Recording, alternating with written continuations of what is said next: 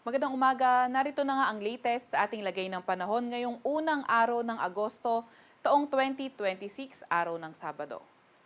Narito ang ating pinakabagong satellite image kung saan may minomonitor tayong low pressure area na nasa loob ng ating Philippine Area of Responsibility at kanina alas 3 na madaling araw huli itong namataan sa may layong 960 kilometers silangan ng southeastern Luzon. Itong low pressure area na ito ay nananatiling mababang tsansa na maging isang ganap na bagyo in the next 24 hours. Wala rin naman itong direktang epekto sa kahit anong parte ng ating bansa pero kanyang trough o extension ang nagpapaulan sa ilang bahagi nga sa may silangang Luzon at silang bahagi ng Visayas. Aside nga dito sa low pressure area na ito, wala na tayo ibang namomonitor na LPA or bagyo sa loob or malapit sa ating Philippine Area of Responsibility. Para naman sa lagay ng panahon, ngayong araw inaasahan nga natin sa may Bicol Region, Quezon at Marinduque, magpapaulan yung trough ng low pressure area. Kaya sa mga lugar na inuulan ng mga nakarang araw pa, ay pinag-iingat sa mga banta ng pagbaha o hindi kaya pagguho ng lupa. Para naman sa lugar ng Metro Manila at nalalabing bahagi ng Luzon, partly cloudy to cloudy sky sa ating inaasahan at may mga tsansa ng mga thunderstorms pagdating ng hapon.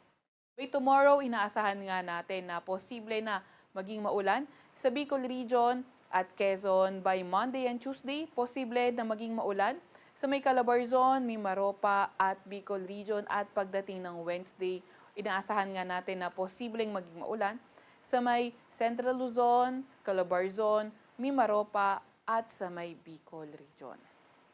Agwat ng temperatura ngayong araw sa Metro Manila ay 24 to 32 degrees Celsius. Sa Bay Tugigaraw naman ay 25 to 34 degrees Celsius at 21 to 30 degrees Celsius naman sa Bay Tagaytay. Agwat ng temperatura sa Puerto Princesa ay 25 to 32 degrees Celsius. Para naman sa lagay ng panahon sa Visayas at Mindanao, inaasahan nga natin yung trough ng low pressure area pa rin ang magpapaulan sa may eastern at central Visayas.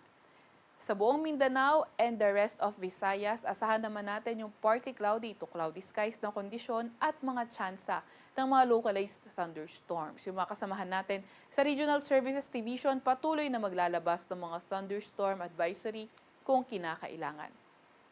By tomorrow, inaasahan nga natin na posibleng maging maulan sa may kanluran at silangang bahagi ng Visayas.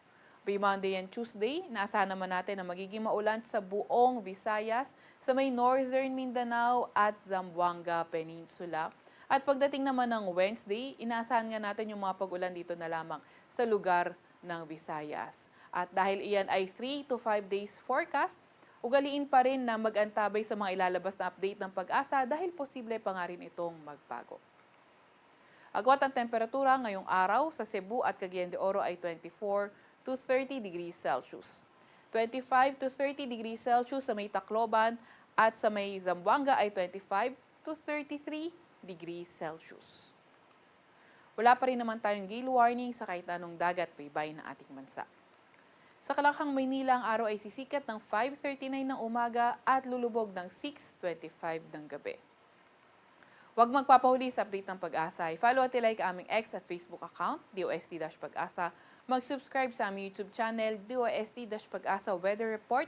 At para sa mas detalyadong impormasyon, bisitahin ang aming mga website, pag-asa.dost.gov.ph at panahon.gov.ph.